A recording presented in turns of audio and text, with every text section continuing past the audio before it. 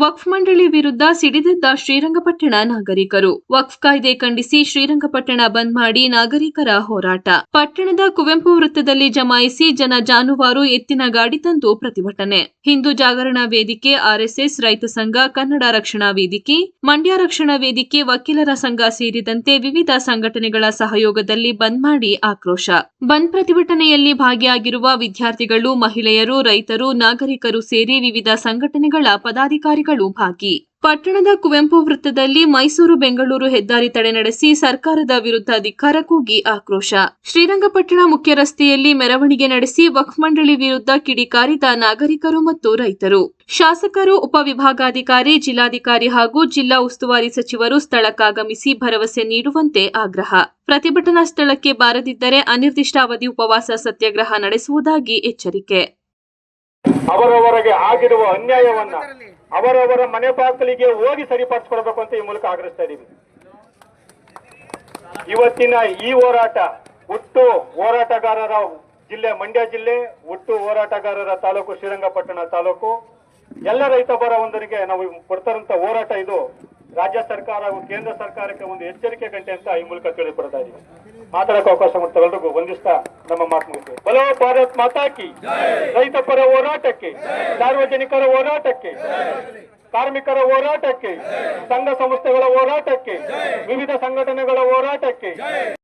ಅದರಿಂದ ನಾನೊಂದು ಇಲ್ಲಿ ವೈಯಕ್ತಿಕವಾಗಿ ಮತ್ತು ಕಾನೂನು ಅನುಕೂಲವಾಗಿ ಹೇಳ್ಬೇಕು ಅಂತಂದ್ರೆ, ಫಸ್ಟ್ ಯಾರ್ದು ಜಮೀನು ಮತ್ತೆ ಮಠ ಮಂದಿರದ್ದು ಹೋಗಿರ್ತದೆ ಅದಕ್ಕೆ ಸಂಬಂಧಪಟ್ಟಂತೆ ಯಾರು ಇದನ್ನ ಗೆಜೆಟ್ ನೋಟಿಫಿಕೇಶನ್ ಮಾಡಿದ್ರು, ಯಾರು RA ಇರ್ಬೋದು, VA ಇರ್ಬೋದು, ಅದಕ್ಕೆ ಸಂಬಂಧಪಟ್ಟಂತೆ ಲೋಕಾಯುಕ್ತ SP ಗೆ ಏನ್ ದಾಖಲಾತಿ RTC ಮತ್ತೆ MR ಎಲ್ಲ ತರ ದೂರ ಸಲ್ಲಿಸಿದ್ರೆ ಆಗ ಸಿವಿಲ್ ನ್ಯಾಯಾಲಯ ವ್ಯಾಪ್ತಿಗೂ ಒಳಪಡುತ್ತೆ, ಅವಾಗ ಕ್ರಮ ತಗೋಬಹುದು ಅಂತ ಹೇಳಿ ಈ ಹೋರಾಟಕ್ಕೆ ಬೆಂಬಲ ಆಗಿ ಸಿಗ್ಲಿ ಅಂತ ಹೇಳಿ ನನ್ನ ಮಾತು.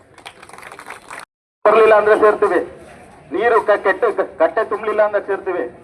ಇದು ಹಂಗಲ್ಲ, ಇದು ನಮ್ ತಾತ ಮುತ್ತಾತಿರೋ ಶ್ರಮ ಪಟ್ಟು ಉಳಿಸಿರೋ, ನಮ್ಮ ಅಪ್ಪರು ಉಳಿಸಿರೋ ಜಮೀನ ಉಳಿಸ್ಕೊಳಕ್ ನಾವು ಇವತ್ತು ರಸ್ತೆ ಬಂದು ಕುತ್ಕೋಬೇಕು.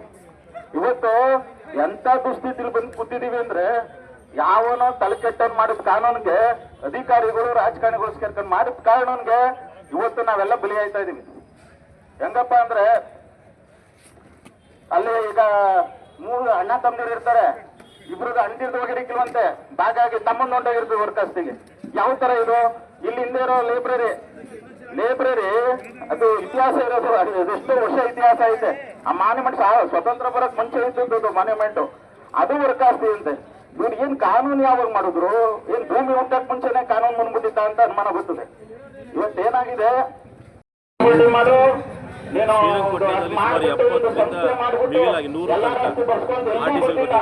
ಸರ್ಕಾರಿ ಕಚೇರಿಗಳು ಇಂಥ ಆತಂಕ ಮೂಲ ಕಾರಣ ಕಾಂಗ್ರೆಸ್.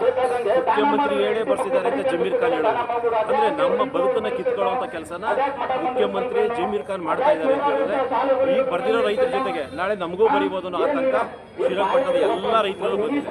ಆ ಕಾರಣಕ್ಕೆ ಈ ಹೋರಾಟ ಇವತ್ತಿಗೆಲ್ಲ ಒಂದೇ ಒಂದು RTC ವಕ್ಫ್ ಬೋರ್ಡ್ ಹೆಸರು ತೆಗಿಯೋ ತನಕ ಇರಬಾರ್ದು ನಮ್ಮ ತಾಲೂಕಿನಲ್ಲಿ ಅಂತ ತೀವ್ರ ಹೋರಾಟ ಮಾಡ್ತಾರೆ. ಸರ್, ಒಂದು ಕಡೆ ಸಿದ್ದರಾಮಯ್ಯನವರು ನಾವು ತೆಗಿಯ ಕೇಳಿದ್ದೀವಿ ಅಂತ ಹೇಳ್ತಾರೆ, ಏನಿದು ಸಿದ್ದರಾಮಯ್ಯನವರು ಈಗಾಗಲೇ 3-4 ತಿಂಗಳಲ್ಲಿ ಸೂಚನೆ ಕೊಟ್ಟಿದ್ದೀನಿ, ಆದೇಶ ಮಾಡಿದ್ದೀನಿ ಅಂತ ಹೇಳಿದ್ರು. ಅವ್ರ ಆದೇಶ ಜಾರಿಗೆ ಬಂದಿಲ್ಲ.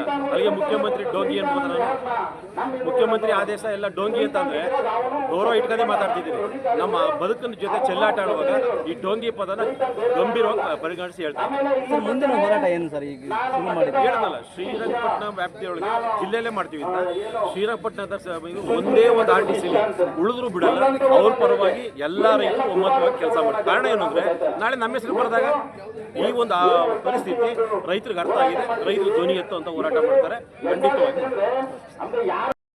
ರೈತರ ಪರ, ಮಠ ಮಂದಿರದ ಪರ, ನಮ್ಮ ಶಾಲೆಗಳ ಪರ ಮತ್ತು ದಲಿತರ ಪರ ಮತ್ತು ಆಶ್ರಯ ಮನೆ ತಗೊಂಡವಲ್ಲ ಅವ್ರದ್ದು ವರ್ಕ್ ರೋಡ್ ಅಂತವ್ರೆ, ಅವ್ರ ಪರ ಮತ್ತು ಪೂರ ಕಾರ್ಮಿಕರ ಜಾಗಗಳು ಅದು ವರ್ಕ್ ಪರ ಅಂತಾರೆ, ಅವ್ರ ಪರ ಅಂದ್ರೆ ಎಲ್ಲಾರ ಪರ. ನಮ್ದು ಮುಸ್ಲಿಂ ಜಾಗ, ಬಡವರು ಮುಸ್ಲಿಮ್ಸು ಅವ್ರೆ, ಗ್ಯಾರೇಜು ಕೆಲಸ ಮಾಡ್ಕೊಂಡು ಆಟ ಬಿಡಿಸ್ಕೊಂಡು ಆ ಜಾಗವನ್ನು ಅವ್ರದ್ದು ಅಂತವ್ರೆ, ಅವ್ರ ಪರ.